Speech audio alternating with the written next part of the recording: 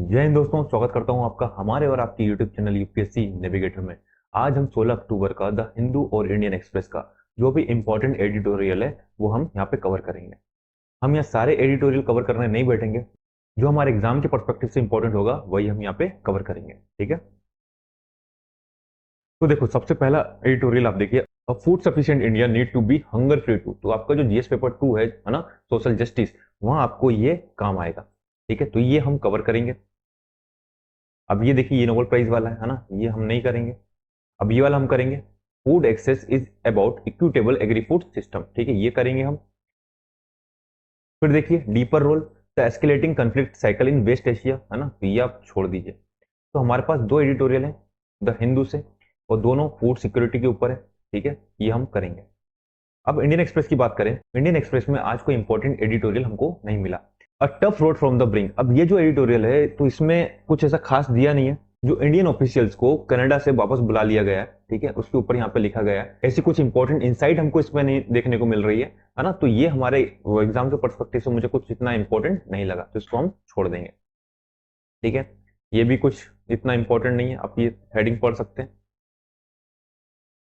ये जो एडिटोरियल है ये भी कुछ इतना इंपॉर्टेंट नहीं है, rich nation poor nation economics Nobel recognise relationship between institution and prosperity, इतना कुछ इंपॉर्टेंट मुझे ये लगा नहीं, तो ये भी हम छोड़ेंगे, है ना, और ये भी छोड़िए।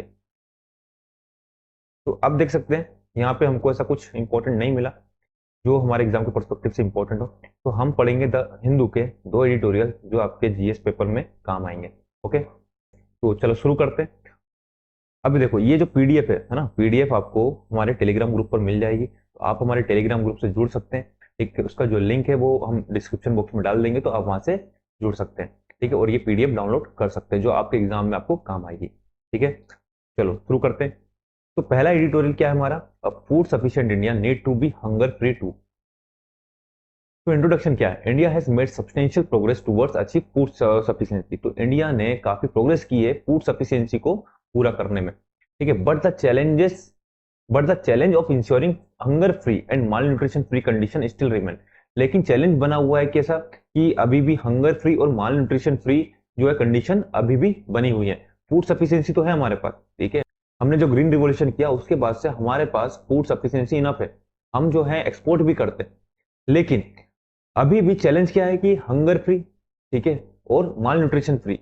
ठीक है, मतलब कुपोषण की समस्या बनी हुई है, ठीक, भुखमरी की समस्या अभी बनी हुई है, ऐसा क्यों, है ना, तो ये कंडीशन अभी भी बनी हुई है, ऐसा ये इंट्रोडक्शन में बता रहा है। The goal of ending hunger food insecurity and malnutrition is a major global objective outline in the sustainable development goal targeted for 2030।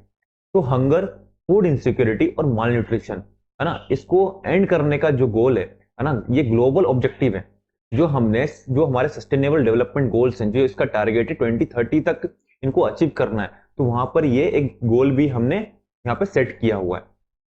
However, with rising conflict, economic vulnerability and climate change, achieving this goal is becoming increasingly difficult।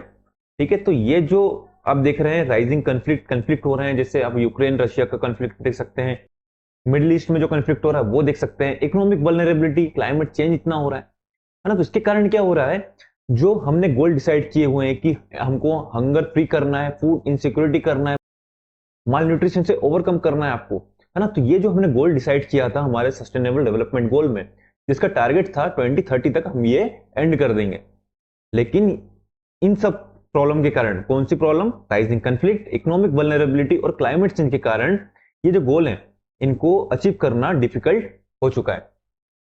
अब देखते हैं food security and mall nutrition.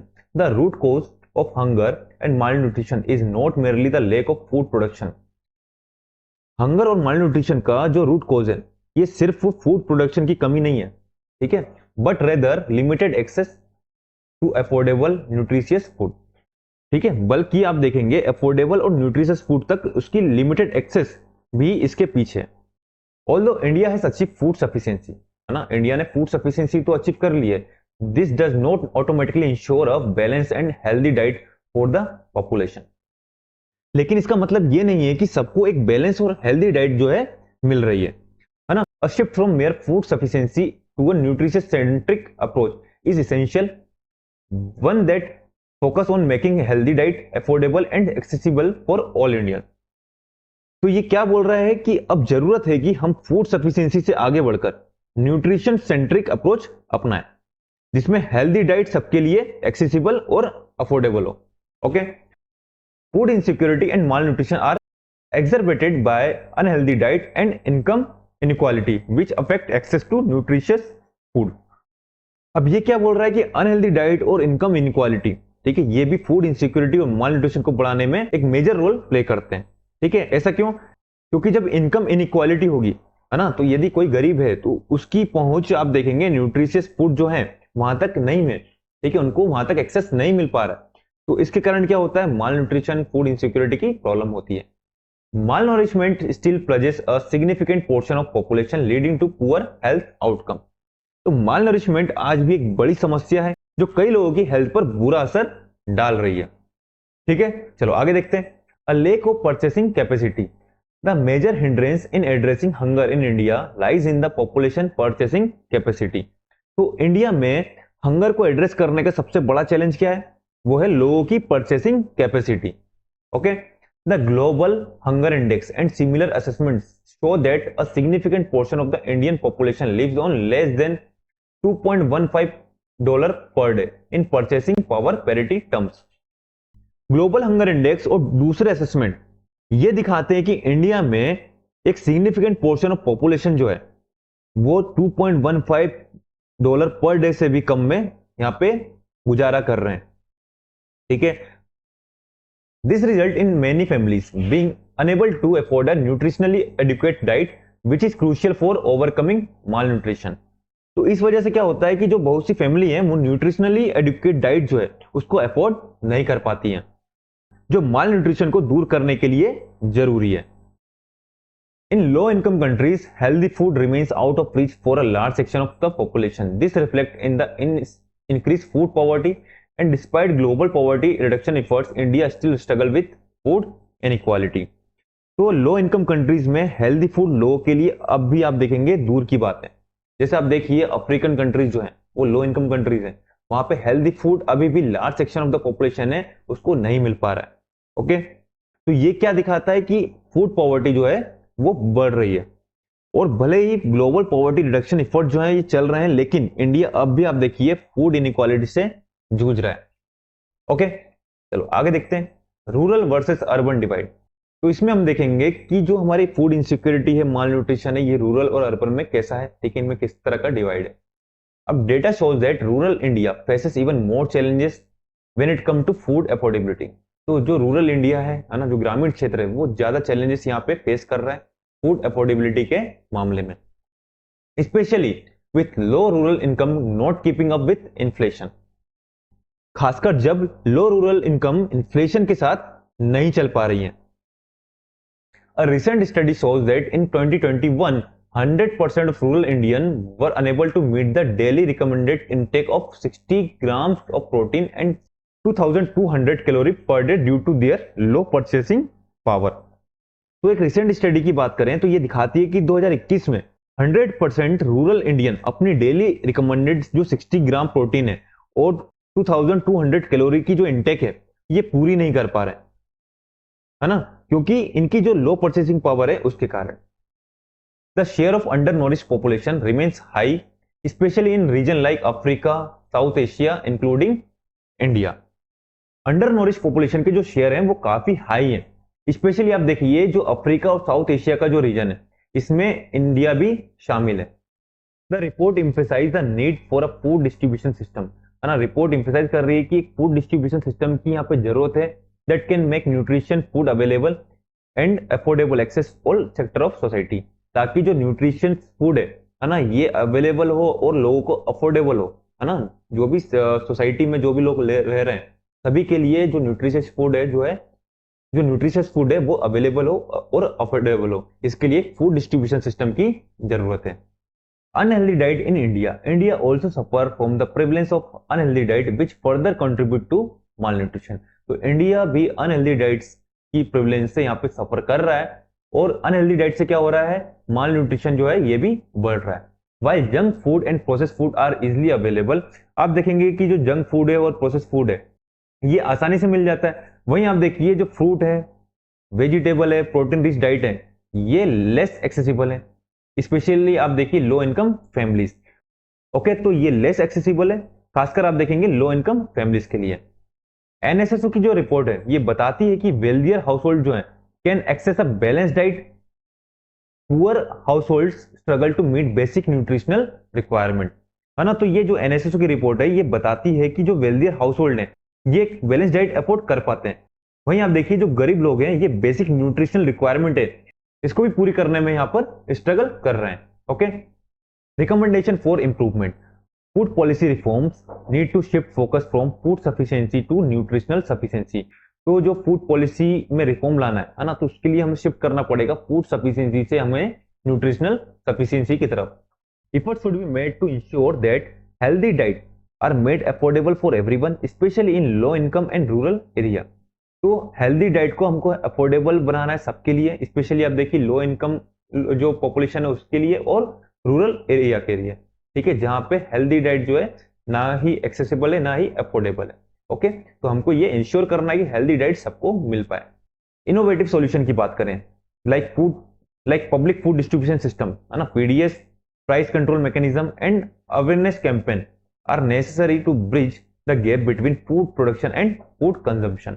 Okay, तो जो innovative solution कौन कौन से, PDS, price control mechanism और awareness campaign, है ना, इनकी इनकी हमको जरूरत है ताकि हम फूड प्रोडक्शन और फूड कंजम्पशन के बीच में जो गैप है उसको ब्रिज किया जा सके।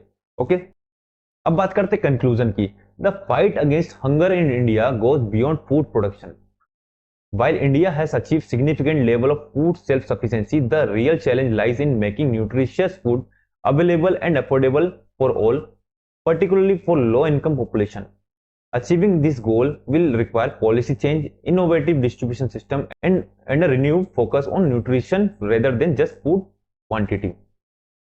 तो ये क्या बोल रहा है कि इंडिया में हंगर से जो लड़ाई है ये सिर्फ फूड प्रोडक्शन तक सीमित नहीं है ना, हमको इसके ऊपर जाकर और आगे जाकर काम करना पड़ेगा। ठीक है, जहां आप देखिए इंडिया ने फूड सेल्फ सफिशिएंसी अचीव कर ली है, वहीं असली चैलेंज ये है कि न्यूट्रिशियस फूड सबको एक्सेसिबल और अफोर्डेबल नहीं है, खासकर आप देखिए लो इनकम पॉपुलेशन के लिए। इस गोल को अचीव करने के लिए क्या करना है, हमको पॉलिसी चेंजेस करने हैं, इनोवेटिव डिस्ट्रीब्यूशन सिस्टम और न्यूट्रिशन पर फोकस, नई अप्रोच हमको यहाँ पे बनानी पड़ेगी। ठीक है, क्योंकि हमको उसकी जरूरत है जो सिर्फ फूड क्वांटिटी तक सीमित ना हो। ओके, तो ये हमारा कंक्लूजन काफी बेहतर कंक्लूजन है। ये आप किसी भी आंसर में जो फूड इनसिक्योरिटी, ठीक है, माल न्यूट्रिशन, हंगर, उसके ऊपर यदि ऐसा कुछ आता है तो आपका ये बना बनाया कंक्लूजन है। ओके, ये काफी अच्छा, आप देखिए काफी अच्छा एडिटोरियल था, यहां से काफी कुछ हमको अच्छे पॉइंट मिले। ठीक है, कंक्लूजन तो काफी अच्छा मिला, तो ये आप अपने आंसर में लिखिए तो आपको नंबर जो है वो दूसरों से बेहतर मिलेंगे। ओके, चलो नेक्स्ट देखते हैं। Food access is about equitable agri food system. Okay, चलो इसको देखते हैं हम। इंट्रोडक्शन क्या है, world food day 2024 focus on the theme. तो देखो वर्ल्ड फूड डे कब बनाया जाता है, 16 अक्टूबर को बनाया जाता है ना। पहली बात तो ये याद रखना हमको कि वर्ल्ड फूड डे कब बनाया जाता है, 16 अक्टूबर को। इसकी थीम क्या थी, right to food for a better life and better future. The theme highlights the importance of access to safe, nutritious, and affordable food for all. This initiative aligns with global effort led by FAO, ठीक है, IFAD, and FWP in collaboration with the government of India to promote food security and hunger and eradicate malnutrition. With 733 million people globally facing hunger, the urgency to address food insecurity is more important than ever. तो world food day 2024 मैंने आपको बताया कब बनता है, 16 अक्टूबर को। इसकी theme क्या थी, right to food for a better life and better future.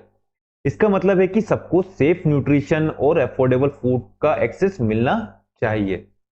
अब फाओ, IFAD और WFP जैसे जो इंटरनेशनल ऑर्गेनाइजेशन है ना, ये इंडियन गवर्नमेंट के साथ कोलैबोरेट करके प्रमोट कर रहे हैं क्या, food security and hunger and eradicate mall nutrition. अब बात करें दुनिया भर में 733 मिलियन लोग जो हैं ये फेस कर रहे हैं हंगर, है ना, भूख से यहाँ पे जूझ रहे हैं। और इस फूड इनसिक्योरिटी को एड्रेस करना अब और भी यहाँ पे जरूरी बन चुका है। फूड सिक्योरिटी एंड न्यूट्रिशन की बात करें, the article emphasise that food security is essential not just for individual wellbeing but also for social stability. तो इस आर्टिकल में एम्फेसाइज किया गया है कि फूड सिक्योरिटी सिर्फ इंडिविजुअल की वेलबींग के लिए नहीं है बल्कि सोशल स्टेबिलिटी के लिए भी जरूरी है। Access to food support children development, economic productivity and peaceful communities. अब यदि फूड का एक्सेस, ठीक है, फूड तक पहुंच जो है सबकी होगी तो इससे क्या होगा, जो बच्चे हैं उनका डेवलपमेंट होगा, इकोनॉमिक प्रोडक्टिविटी बढ़ेगी, है ना, और कम्युनिटी में यहाँ पे पीस रहेगी। ओके, तो फूड सिक्योरिटी जरूरी है ना, क्यों जरूरी है ये हमने यहाँ पे देख लिया।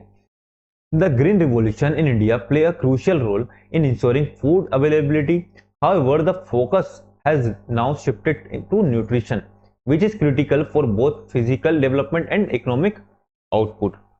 तो ग्रीन रिवॉल्यूशन ने इंडिया में फूड की जो अवेलेबिलिटी थी उसको इंश्योर किया, लेकिन अब फोकस किस पर है हमारा, न्यूट्रिशन पर, जो फिजिकल डेवलपमेंट और इकोनॉमिक आउटपुट के लिए काफी क्रूशियल है। न्यू इनिशिएटिव इन मिल्क और fishery sector and agree food system, है ना, इन ये जो आप सेक्टर देख रहे हैं मिल्क, फिशरी और एग्री फूड सिस्टम, इनमें न्यू इनिशिएटिव आ रहे हैं जिनका एम क्या है, टू ट्रांसफॉर्म इंडियाज एग्रीकल्चर, है ना, जो इंडिया का एग्रीकल्चर सिस्टम है उसको यहाँ पे ट्रांसफॉर्म करना है into a system that ensure nutrition, जो न्यूट्रिशन जो है उसको इंश्योर करे, अफोर्डेबल फूड फॉर ऑल, सबको फूड यहाँ पे मिल पाए, addressing inequality face by marginalise community, ठीक है, और जो इनइक्वालिटी बनी हुई है मार्जिनलाइज कम्युनिटी में, है ना, उसको यहाँ पे एड्रेस किया जाए। India journey towards food security की बात करें, India has made significant strides in achieving food security over the past 50 year. The transition from being a food deficient country to a food secure nation began with the green revolution, okay, which introduce modern agriculture technique and technology. ठीक है, तो यहां तक आपको समझ में आ गया होगा। Advances in agriculture including the PDS having significant improve food access. तो एग्रीकल्चर में इनोवेशन और पीडीएस जैसे जो प्रोग्राम है इन्होंने क्या किया, फूड एक्सेस में काफी सुधार किया है। Millions of people have contributed to this progress by increasing food production and ensuring its availability to vulnerable community. तो मिलियंस ऑफ पीपल की बात करें तो इन्होंने फूड प्रोडक्शन को बढ़ाने और वल्नरेबल कम्युनिटी को फूड अवेलेबल कराने में बड़ा योगदान दिया है। चैलेंजेस इन एग्रीकल्चर सेक्टर की बात करें तो India agriculture sector is crucial to the economy but faces challenges. क्या क्या चैलेंजेस हैं कि स्मॉल एंड मार्जिनल फार्मर है who make up about 82% of agrarian household. तो इंडिया में आप जो देखिए 82% जो एग्रियन हाउसहोल्ड हैं ये small and marginal farmer often struggle with limited resource. तो ये स्ट्रगल किस चीज में कर रहे हैं कि इनका जो लैंड है ना ये स्मॉल है ना, और जो फार्मर है ये छोटे फार्मर है, मार्जिनलाइज फार्मर है, तो इनके पास लिमिटेड रिसोर्सेस हैं, उसके कारण क्या हो रहा है, ये स्ट्रगल कर रहे हैं। डिग्रेडेड लैंड, ठीक है, लैंड डिग्रेडेड है, वाटर स्कैर्सिटी है and over use of fertiliser reduce agriculture productivity. तो आप देखिए over use fertiliser, water scarcity, degraded land, इससे क्या हो रहा है कि जो एग्रीकल्चर प्रोडक्टिविटी है ये कम होती जा रही है। Additionally fragmented land holding system, है ना, जो फ्रेगमेंटेड लैंड होल्डिंग सिस्टम है और climate change and poor infrastructure further strength productivity. तो जो फ्रेगमेंटेड लैंड होल्डिंग सिस्टम है, क्लाइमेट चेंज है और पुअर इंफ्रास्ट्रक्चर है, इसके कारण भी जो प्रोडक्टिविटी है वो कम हो रही है। There is a passing need for sustainable agriculture practice to address this challenge. तो हमको सस्टेनेबल एग्रीकल्चर प्रैक्टिस जो है इसको अपनाने की जरूरत है ताकि ये जो चैलेंज है इससे हम निपट सकें। Ensuring that all farmers have access to market, modern technology and management support। तो हमको क्या करना है, हमको फार्मर को एक्सेस दिलवाना है किस चीज के लिए, मार्केट तक पहुंच के लिए, मॉडर्न टेक्नोलॉजी के लिए और मैनेजमेंट सपोर्ट के लिए, ताकि ये जो चैलेंज है इसको हम एड्रेस कर पाए। Addressing food inequality and right to nutritious food. Addressing food inequality and ensuring that everyone has access to nutritious food is essential. तो फूड इनइक्वालिटी को एड्रेस करना और इंश्योर करना कि सबको न्यूट्रिशियस फूड का एक्सेस मिले, ये इसेंशियल है ना, ये जरूरी है, ऐसा यहाँ पे बोला गया है।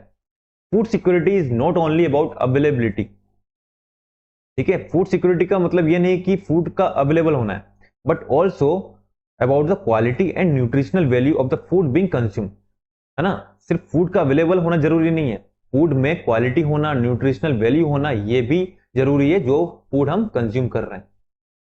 Programmes like national food security act, है ना, और public distribution system PDS aim to ensure that even the most marginalised community can access affordable and nutritious food. तो जो गवर्नमेंट ऑफ इंडिया प्रोग्राम चला रही है, जैसे आप देखिए नेशनल फूड सिक्योरिटी एक्ट, है ना, ये एक्ट बनाया गया है, पीडीएस सिस्टम चलाया जा रहा है। तो इसका एम क्या है, ये इंश्योर करना कि जो मोस्ट मार्जिनलाइज कम्युनिटी है उसको भी जो फूड है, उसको भी जो न्यूट्रिशियस फूड है वो एक्सेस हो और अफोर्डेबल हो। Okay, environmental sustainability in food system की बात करें, to make food system more sustainable India has began taking sufficient step to restore natural resources and reduce environmental degradation. तो सस्टेनेबल फूड सिस्टम बनाने के लिए इंडिया नेचुरल रिसोर्सेज को restore करने और एनवायरमेंटल डिग्रेडेशन को रिड्यूस करने के यहाँ पे कदम उठा रहा है। ओके, तो किस पर फोकस किया जा रहा है, वाटर मैनेजमेंट पर, क्रॉप डाइवर्सिफिकेशन पर and reducing the over use of chemical fertiliser, ताकि सस्टेनेबल फूड सिस्टम जो है वो यहाँ पे मिल पाए। Sustainable agriculture practice such as organic farming and crop rotation are being promoted to ensure long-term food security while preserving the environment। Sustainable agriculture practice की बात करें, जैसे कि ऑर्गेनिक फार्मिंग, क्रॉप रोटेशन, है ना, ये जो प्रैक्टिस है इनको प्रमोट करने की जरूरत है ना, जिससे हम जो लॉन्ग टर्म फूड सिक्योरिटी है जो है उसको इंश्योर कर पाए while preserving the environment, साथ में environment को भी प्रिजर्व कर पाए। Government efforts and future focus, the government of India continue to implement policy to empower farmers. Okay, तो गवर्नमेंट ऑफ इंडिया क्या कर रही है, जो पॉलिसी उसको इंप्लीमेंट कर रही है ताकि जो फार्मर्स उनको एम्पावर किया जा सके। स्पेशली आप देखिए स्मॉल होल्डर फार्मर है ना, उनको विथ एक्सेस, उनको एक्सेस दिया जाए किस चीज के लिए, मॉडर्न टेक्नोलॉजी के लिए, क्रेडिट हो गया, मार्केट्स हो गया। यदि इनको इसका एक्सेस मिलेगा, है ना, तो जो फार्मर है वो एम्पावर हो पाएगा। The focus is on building a resilient food system that not only meet food production goal but also ensure that the food is nutritious and accessible to all regardless of location और income level। तो focus क्या है कि एक resilient food system जो है ये बनाया जाए जो सिर्फ फूड प्रोडक्शन तक सीमित ना हो बल्कि न्यूट्रिशियस और एक्सेसिबल फूड सबको मिले, ये भी इंश्योर करे। ठीक है, चाहे वो किसी भी इनकम और लोकेशन का हो, हमको ये इंश्योर करना है कि सबको फूड जो है वो एक्सेसिबल हो और न्यूट्रिशियस फूड हो। अब बात करते हैं कंक्लूजन की। As we observe World Food Day 2024, we are reminded of the global challenge of ensuring food access for everyone। तो वर्ल्ड फूड डे 2024 पर हमें ये याद करना चाहिए कि सबको फूड एक्सेस देना एक ग्लोबल चैलेंज है। द पाथ फॉरवर्ड, है ना, पाथ फॉरवर्ड की बात करें, involve not just producing more food, सिर्फ फूड का प्रोडक्शन यहाँ पे जरूरी नहीं है ना, हमको इंश्योर करना पड़ेगा कि जो फूड प्रोड्यूस हो रहा है ना, वो न्यूट्रिशियस हो, अफोर्डेबल हो और सस्टेनेबल हो with the continue effort of international organisation. ठीक है, लाइक आप देखिए फाओ, IFAD और WFP along with government of India, है ना, इनके कंटिन्यू एफर्ट की बात करें, there is hope for future, है ना, यहाँ पे एक फ्यूचर के लिए होप बनी हुई है, where no one goes hungry, यहाँ पे कोई हंग्री नहीं होगा, and everyone has the right to better life, सबके पास एक बेटर लाइफ के लिए राइट होगा through equitable food system. Okay, तो ये हमारे दो एडिटोरियल जो फूड सिक्योरिटी से रिलेटेड थे, है ना, जीएस पेपर 2 में आपको काम आएंगे, जो सोशल जस्टिस का सब्जेक्ट है वहां पर। ओके, तो ये काफी अच्छे एडिटोरियल थे, इसलिए मैंने दोनों कवर कर दिए, और इंडियन एक्सप्रेस में कोई भी एडिटोरियल इतना अच्छा नहीं था, इसलिए उसको हमने कवर नहीं किया। तो होप आप लोगों को वीडियो पसंद आई होगी, पसंद आई तो प्लीज लाइक कीजिए, शेयर कीजिए दोस्तों तक, और चैनल पर नहीं तो चैनल को सब्सक्राइब कर लीजिए, ताकि आपको डेली बेसिस पर जो है द हिंदू और इंडियन एक्सप्रेस, है ना, दोनों के एडिटोरियल आपको यहाँ पे देखने को मिलेंगे। ओके, तो चलो समाप्त करते हैं अपनी इस वीडियो को यहीं पर। जय हिंद, जय भारत।